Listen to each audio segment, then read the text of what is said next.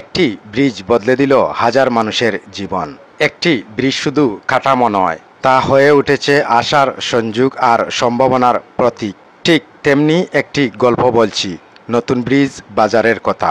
মৌলভীবাজার ও Sylhet road কয়েক বছর আগে নির্মিত হয়েছিল একটি পাকা ব্রিজ, কিন্তু সেই ব্রিজ নির্মাণের পর দুই পাশে গড়ে উঠেছে দোকানপাট, চায়ের টং, পানের দোকান, মুদি আর মাছ সবজির বাজার। এই বাজারের নামকরণ করা হয় নতুন ব্রিজ বাজার নামে। শুধু ব্রিজ নয়, তার ছায়ায় দাঁড়িয়ে যায় এক নতুন অর্থনৈতিক ভরসা। বাজারটা নতুন ব্রিজ হওয়ার পর থেকে বাজারের বয়স 5-6 বছর। বাজারে শনি মঙ্গলবার সারা সবজি নিয়ে যায়। শনি মঙ্গলবারে ওদিকে একটা বাজার আছে, ডাকর বাজার। লোকাল সবজি অকলতেই কম বেশ পাওয়া যায়, বুঝছেন।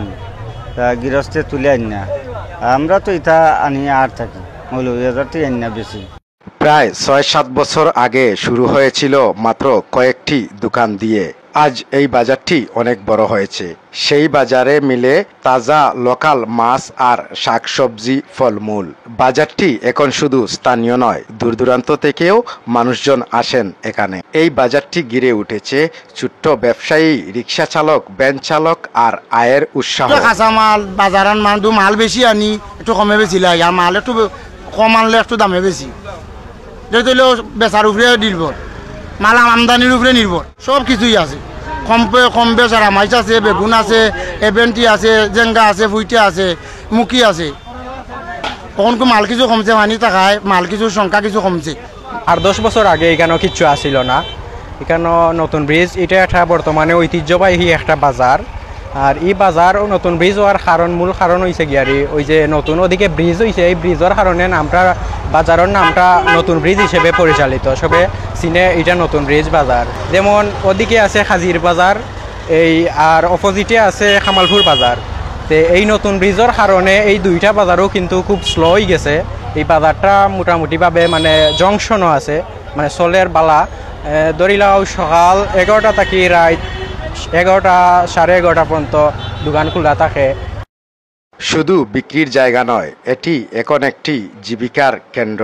সিলেট মৌলভীবাজার রোডের দুই পাশে ছড়িয়ে পড়েছে এই বাজারের কার্যক্রম। যে রাস্তা হয়ে গেছে চলন্ত জীবন, আর ব্রিজ হলো তার কেন্দ্র। আছে মানুষের ভরসা, সম্পর্ক আর প্রতিদিনের গল্প।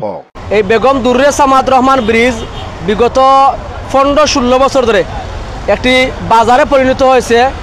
আমাদের পরিকল্পনামন্ত্রী এম সাইফুর রহমান স্যারের অবদান, উনার মাধ্যমে এই ব্রিজ উনার সহধর্মিণী বেগম দুর্রে সামাদ রহমানের নামে হয়।